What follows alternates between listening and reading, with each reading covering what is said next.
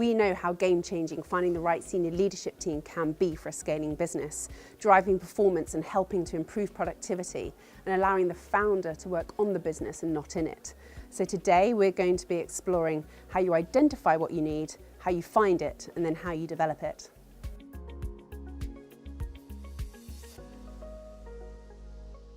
We did go down the recruitment of more senior talent route, hiring in big MDs to run some of our offices in the different locations. And frankly, it never worked out.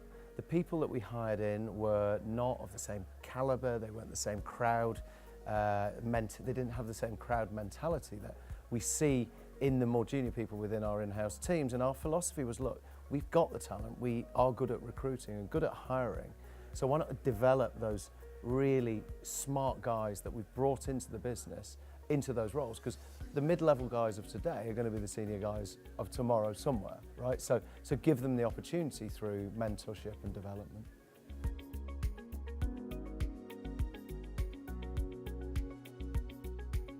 Fundamentally, I want everyone to be part of the business, to feel part of the business, to be owners, because owners, care more. And I want, when an event happens, I want everybody to enjoy and be part of that event. So that's why we did it. In terms of what I would have done differently, given away less share to start with. You get very kind of flamboyant with the shares at the start, and then probably less so when most of it's gone. I don't believe in share options. I very rarely have met anybody who's benefited from them. We don't have a sale imminent, and for most of the age of the team I have working for me, the idea of the never never or a share option for the future isn't enticing, and I don't believe share options anchor loyalty or change performance. However, I also moved away from the word bonus because that's very much linked to individuals in a sense of it being variable.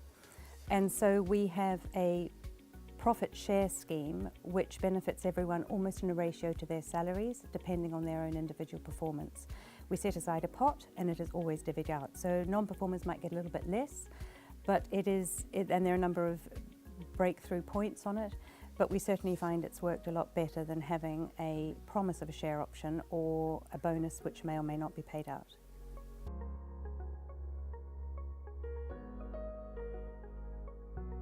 I think there are a lot of challenges, especially as a female in business, and my tendency is to mother hen everybody. And I realised that I needed to make some pretty tough decisions, and I needed the inner resolve to do so, and I recognised I didn't have it. So I found a mentor really useful in making me see where I wanted to be, and then helping me get there. And certainly it was a vast improvement, I think, after I took on a mentor.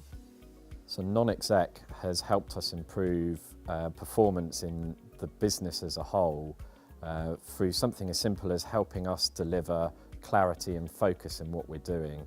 That in turn has meant everyone else in the business has clear goals for themselves, as well as being aligned to a company goal. That means they know when to pitch for business, when to walk away from it, crucially, something we never did. So walk away from business, when to target, what industry. All these things became very apparent when we had clarity and focus, and our team has fallen in line behind that, and the knock-on effect of that is growth on our P&L, a higher win rate, so we're doing more business for less effort.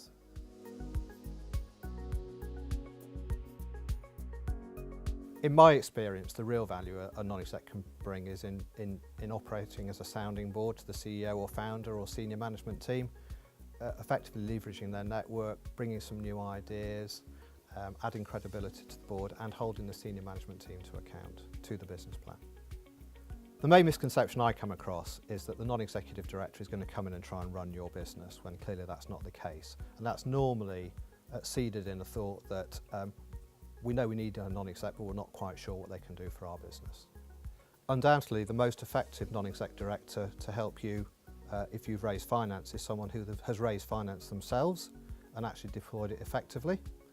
That not only gives them a very good network, but it gives them a real understanding about the due diligence that's required when you're looking at fundraising. It adds credibility to your board and helps in the eyes of potential future funders.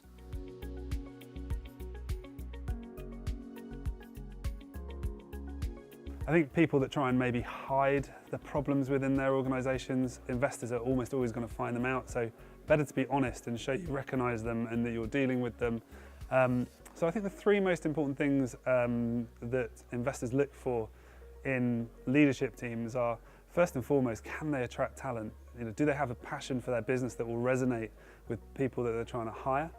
I think the ability to be adaptable and they show that they can pivot and change their way of thinking, I think is really important, because with growth companies, things are always going to become different as time goes on. And finally, really understanding the key drivers of their business. Do they understand their numbers? Do they understand the metrics that drive this business? Because when you scale, it's really those that are going to be the most important things to be thinking about. I think the thing I found most interesting about today was cutting your team into the profit share, into the annual pie. So as opposed to just giving away shares necessarily and all the complications that can bring, you can actually incentivize people with money, but cut them into the annual pie. Don't necessarily run them a separate bonus scheme, have them understand the numbers of the business and then reward them based on how the business actually performs. So that was great.